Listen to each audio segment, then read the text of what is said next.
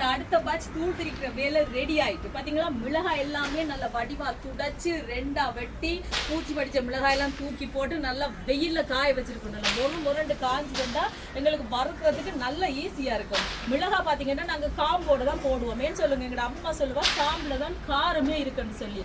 அதனால நீங்களும் தூள் திரிக்க போட்டு காம்போட போட்டு வறுத்து பாருங்க, செம்மையா இருக்கும். சரியா, இங்கே பாருங்க மல்லி எல்லாம் புடைச்சு காய வச்சிருக்கிறேன், பெருஞ்சீரகம் காய வச்சிருக்கேன், சின்ன சீரகம், மிளகு, உள்ளி, மஞ்சள் கட்டி, குத்தரிசி, இங்கே கருவேப்பிலை எல்லாமே காய வச்சிருக்கு. பார்த்தீங்களா நண்பர்களே, இதெல்லாம் நல்லா காஞ்சிதுன்னு சொன்னால் உங்களுக்கு வறுக்கிறதுக்கு அப்படி ஒரு ஈஸியாக இருக்கும். பார்த்தீங்களா, குத்தரிசி கண்டிப்பாக நான் சேர்ப்பேன். குத்தரிசி இவ்வளோ குத்தரிசி சேர்த்தோன்னா குழம்பு அப்படியே கடை தடிக்க போடுறது இல்லை. ஆனால் குத்தரிசி சேர்க்கும் போது நல்ல ஒரு சுவையாக இருக்கும். சில பேர் பார்த்தீங்கன்னா கடலைப்பருப்பு, உளுத்தம்பருப்பு அதெல்லாம் சேர்ப்பினோம். ஆனால் நான் அதை எதுவுமே சேர்க்க மாட்டேன், குத்தரிசி மட்டும்தான் சேர்ப்பேன். அப்படி ஒரு சுவையாக இருக்கும். எங்களோட சோபா சாஸ் கறி பவுடர் எடுத்து பார்த்த ஒவ்வொருத்தருக்கும் தெரியும். யார் யாரெல்லாம் சோபா சாஸ் கறி பவுடர் ஆர்டர் போட்டு கொஞ்சம் லேட் ஆகுதோ கொஞ்சம் வெயிட் பண்ணுங்கன்னு சொல்லுங்கள். இதெல்லாம் காய வச்சிருக்கேன்.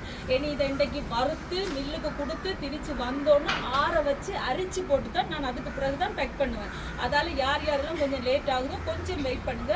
உங்களுக்கு எல்லாருக்குமே அனுப்பிடுவேன். சரியா, இப்போ எல்லாமே நல்லா சூப்பராக காஞ்சி கொண்டு இருக்குது. நம்மளுடைய கருவேப்பிலை எல்லாம் பார்த்தீங்கன்னா அப்படி காஞ்சின்னா எங்களுக்கு வறுக்கிறதுக்கு அப்படி ஒரு ஈஸியாக இருக்கும். இன்னைக்கு கடை அடுத்த வேலையை ரெடி பண்ண போகிறேன்.